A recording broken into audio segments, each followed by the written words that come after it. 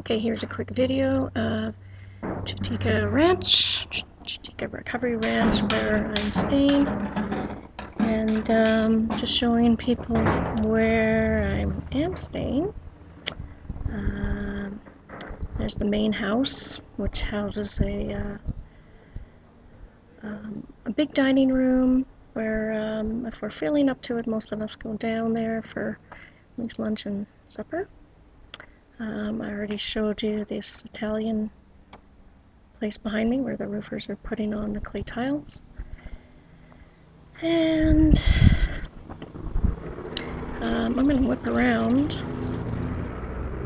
and show you this long driveway that I've been walking up when I get a chance just to get some exercise. And the cabins, there's this one behind me, which is kind of like a little European place. The one, oops, other way, next to it is kind of tucked in there. You can see sort of a gate. There's a couple of sort of more southwestern Mexican adobe type of things. This place behind me now is called Bonanza. Oops. So I'm just going to walk up to one of my favorite places that I like to go.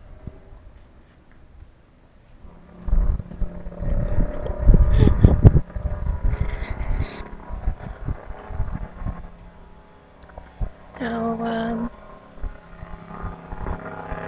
there's some steps behind me that show the entrance to some of the other cabins.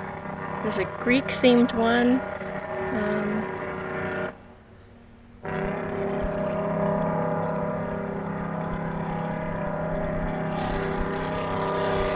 Get a better look at the Greek-themed one. They're all kind of neat. And so you can look down and mine's sort of the log cabin on the right, and you can see the other ones there. So I'm going to close this up because it's starting to rain. But what I'm going to do is walk up my driveway here and show you the view from up top. Okay, I wanted to show you the view over the hedge here. I don't know if you can see it because my head's in the way. But pretty, really pretty. And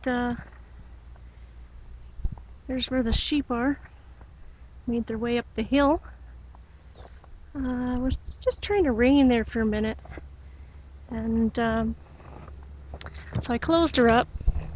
But, you look way up the hill there, you see a kind of a building with the flags, and that's their entrance way. They have a security gate, although I don't know how necessary that is, but it kind of keeps up the riffraff.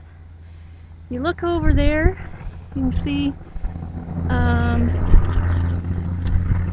a little building, little square building called Angel's Whisper, that is kind of a meditative place. And look down, there's a shed for the sheep.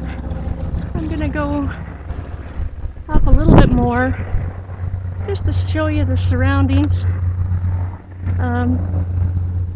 An idea of the vegetation, nice hedge with a pretty flower. And I haven't seen any kind of weird animals. Cats and dogs only.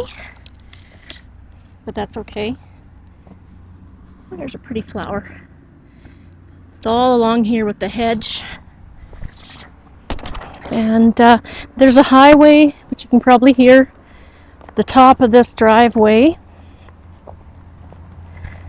I'm just gonna show you. There's the entranceway.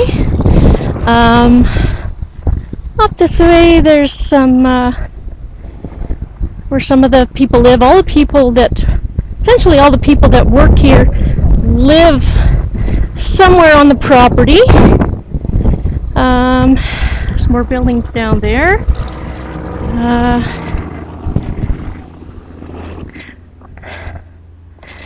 So I'm going to take my usual little walk down the street, if you can call it a street. That's the road I've just come up. And so we're going to walk down here. It's just been a nice, gentle little walk for me. And kind of a nice destination because this swing here, it's just perfect. It's really comfortable. It's been in the shade. It typically rains without fail around 3. It's in the morning now, so it's just been difficult. And so we call this the Eagle's Nest.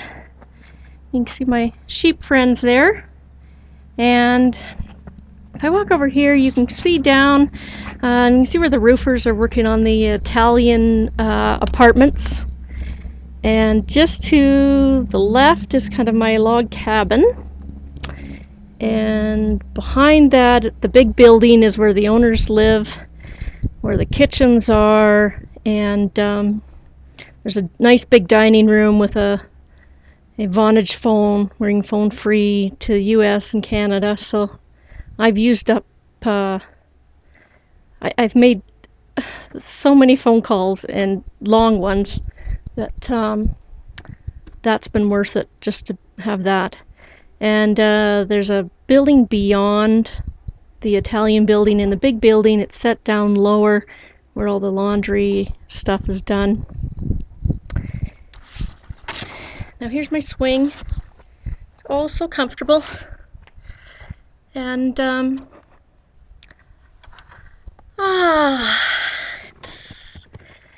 it's been really nice. This is my destination to move up to here and go on the swing. And really comfortable. Put my head back, relax. I think if I was in a hotel in downtown San Jose, which is a bit of a, I don't want to be mean, you know, but it's kind of like if East LA got any worse, the worst part of East LA and Detroit got any worse, it would be San Jose. So I think I've shown you enough, and the only thing you haven't seen is the dining area, maybe some other views. And if you go to Tica Ranch, that's CHE, and then TICO Ranch, Costa Rica. They have a nice website that has all different kinds of pictures of the facilities here, but I just want to say, unless you're having something really minor done, I just can't see any other way of managing, you know, to go through something and not stay in a place like this. There's a couple other places, and likely they're pretty nice as well. I couldn't find a place like this in some of the surgery places in the United States. There were post-surgical recovery places that were starting at $500 a night, and then they probably charge extra for every little thing. So this place, $95 a night, and all your meals provided. And in my case, I really needed that hospital bed. And today's the first day that I've totally showered myself independently, and you know, really perked me up because I felt less like an invalid. So feeling good. And my husband comes tonight, so that'll be nice. It'll be so nice just to have him close to me. and hope he doesn't get bored too soon. I go to my surgeon tomorrow to get some more stitches out, probably somewhere for my scalp. There's no huge rush.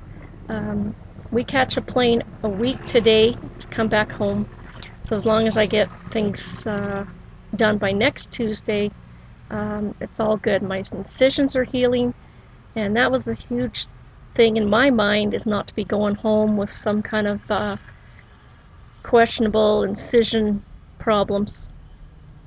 Scar therapy, easy enough to do at home, and yeah, so it's been terrific here. If you can find a place like this, wherever you end up going for surgery, definitely spend the money. If you do it in the States and you can afford the $500 a night, probably the first 3 nights after something pretty major, even just a facelift, for someone to fetch ice for you, to take care of you, it's pretty nice. Whoops. So that's all for now, and I actually styled my hair today, put makeup on. It more or less covers the bruises. There's 2 bruises here. I didn't bother covering the bruises on my neck because they're really coming down. This little device here is one of those clip-on, this thing here, it's a kind of a clip-on little kind of a dicky, and it covers the top of my bra, you know, one of those compression bras, because they come up higher than what you're used to with your tops these days. So I finally found a use for those. They're advertised on TV, and I saw them at the cash register and decided to buy one. And so yeah, it's a nice little thing to have. I do have a shirt underneath my bra, my compression bra. I've been doing that lately instead of the bandages, because my incisions at the side of my arms, or the side of my breasts rather, just don't like a whole lot of different